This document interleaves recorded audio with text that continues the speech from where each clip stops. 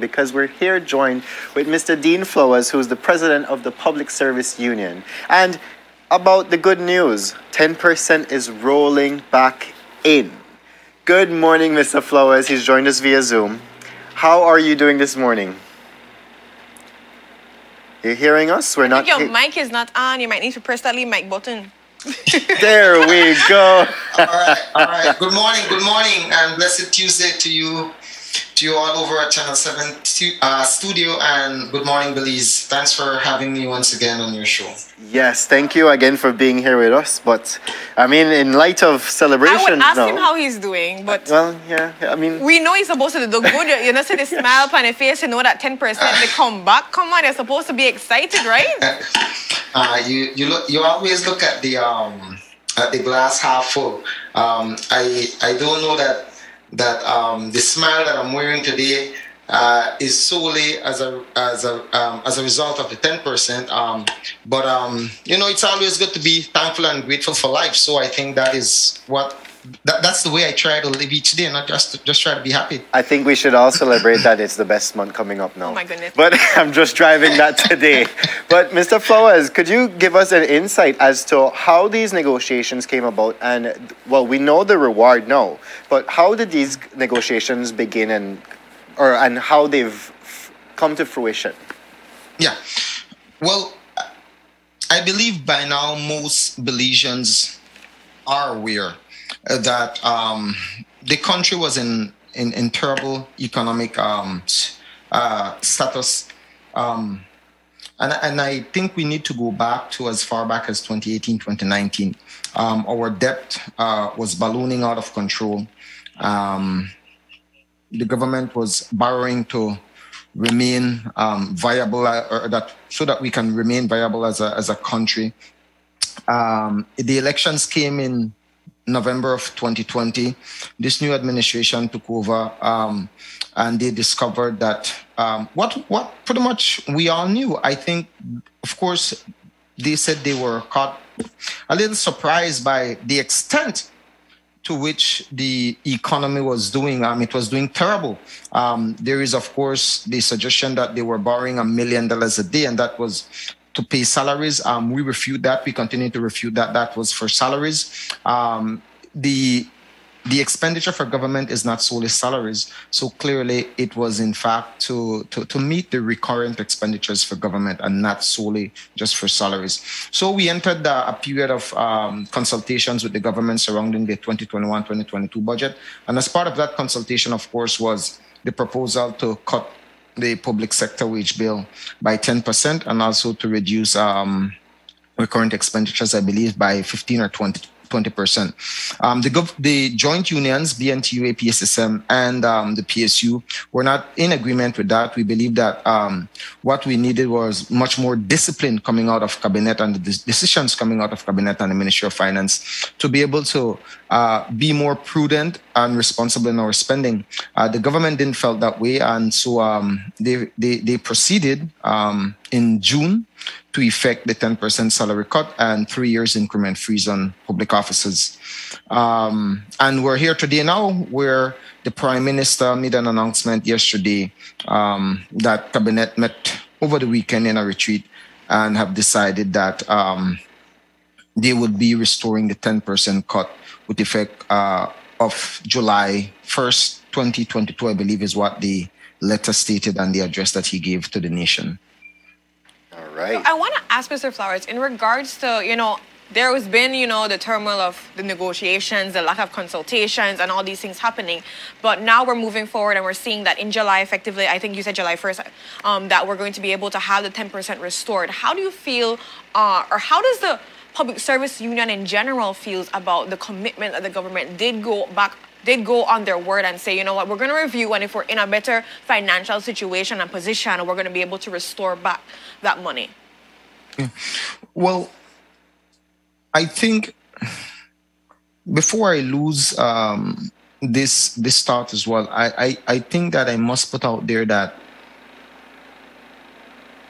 the joint unions, while we're grateful for the announcement made by the Prime Minister yesterday, and I'm pretty quite sure that public officers are thankful that their 10% is being returned to them.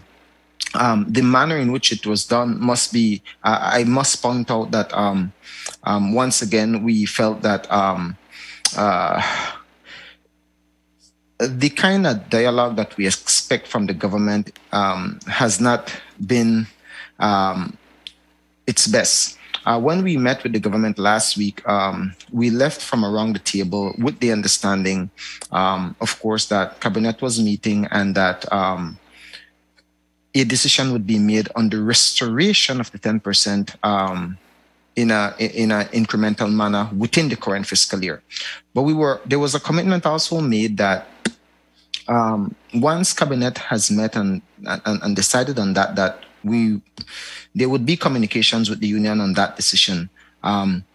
As happened in May, as happened on May 12th, when the Prime Minister and Cabinet took the decision to cut salaries, we note once again, without even having the courtesy to first informing us, we note once again that this was the same way this restoration played out, that, they jumped the gun without respecting at least the dialogue process and coming back to us and say, well, this is the decision, this is the date. So I must put that out there that as members of the joint unions, we keep saying that it's important that we respect the channel of communication and that we try to, as best as possible, don't put leaders in a position whereby members believe that leaders are withholding information from them, and therefore they're seeing information on Facebook before the leaders even see the information. And I think that was a bit disappointing. But it happened as it has happened before, and it's important that we point it out and that we call on the government to once again respect the manner in which we communicate with each other. So I had to put that out there, and my apologies for not responding directly to your comment or question, and so I'll ask if you could kind of pose that again. No, I would just, I think you kind of did answer it to a certain level. Like, there is the appreciation that, you're going to be receiving the 10% back in July, but it's just the process that it happened that I see that, the unions are not that comfortable with, because again, we're going back on the chains of communication that have been broken and not coming out to us first before, hearing it about it on social media or the media houses and so forth. So you did answer, I believe that in regards to the respect and the appreciation of their commitment that they did go back, it's kind of known that, that is there, but just the delivery, the process of consultation is something that is a means to be desired for. Yes, exactly. And I think the big question that we should all be asking ourselves as citizens is, where do we go from here? Public officers, the burden that was placed on us for a year will be removed come July the 1st to a certain extent. Our increments remain freeze. But as a country, where do we go from here in ensuring that going forward, that the government does everything and shows the political will to exercise prudent spending with the limited amount of revenues that we're currently generating.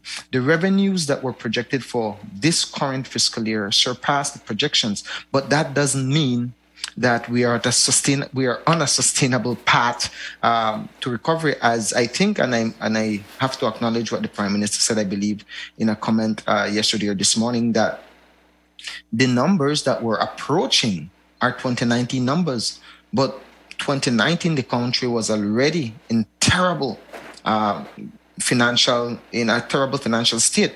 In 2019, we were already borrowing a whole lot of money, both locally and internationally. So what we see, what we're earning currently is not enough, and certainly won't be enough to address our debt situation. We refinance, quote unquote, the super bond, we sold it off and got the blue bond, but the debt is there. That debt is now $660 million, I believe it is.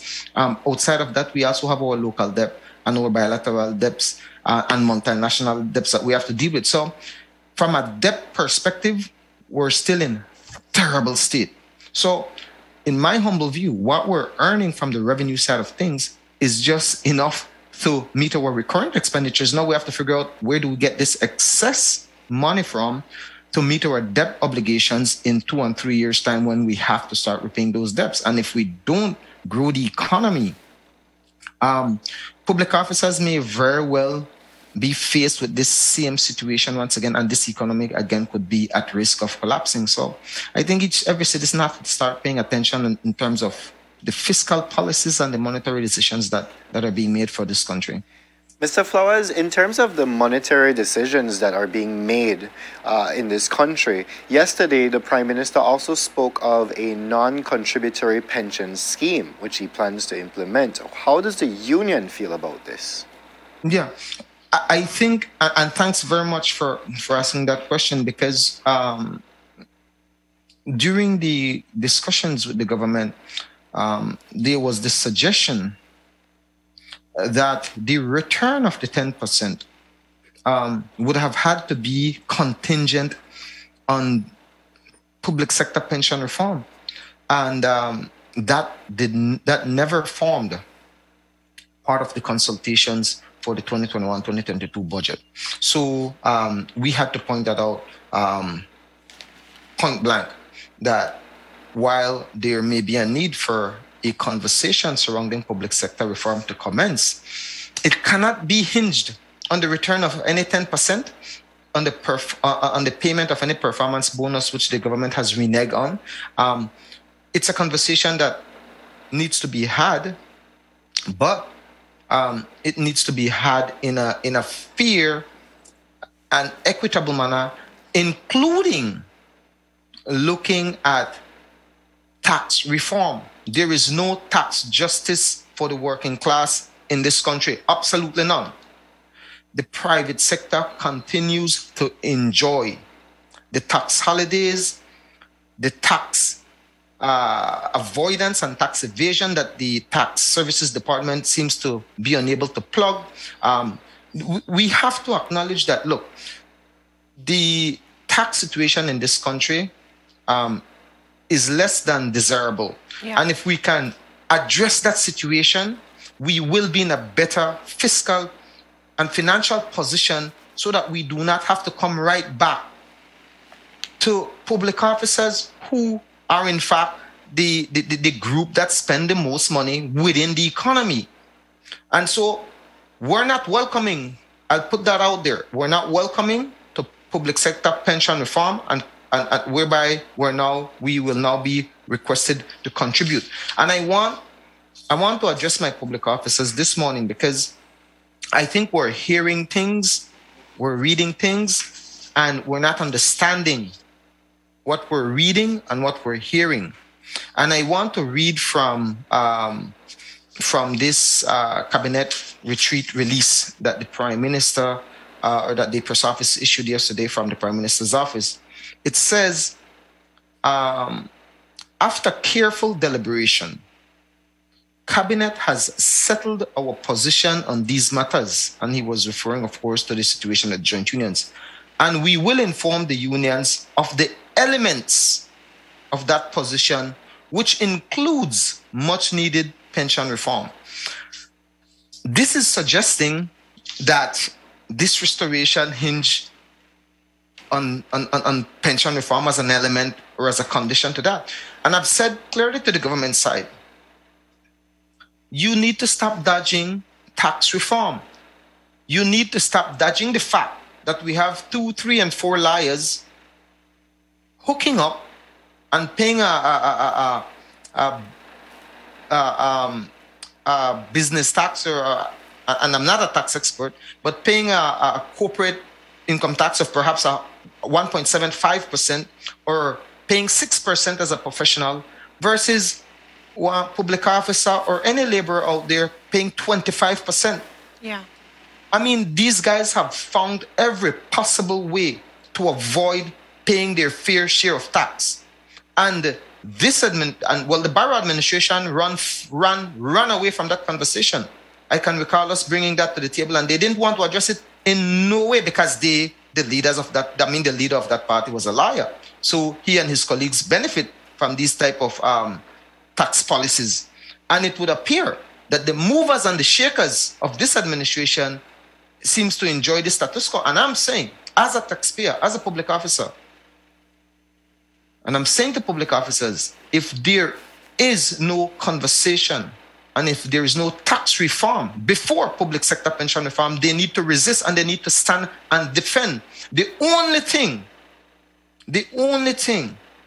that is a reward for being part of this public service, because you have to love what you do for you to be in the public service. The public service is about giving, it's about serving, because you don't make a whole lot of money here unless you're hustling. And yes, the hustling is there, but it is for the government and the Ministry of Public Service to identify ways how we address and deal with those public officers who hustle as a result of earning a living wage. So there is definitely a lot of consultation and revamping, and just the idea of just listening and seeing more meetings need to be set.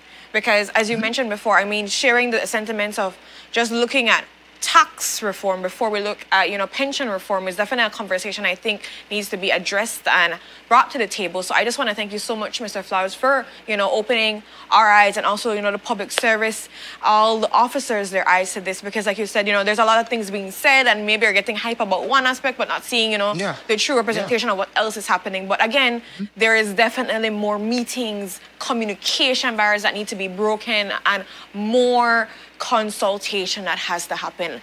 So thank you for that.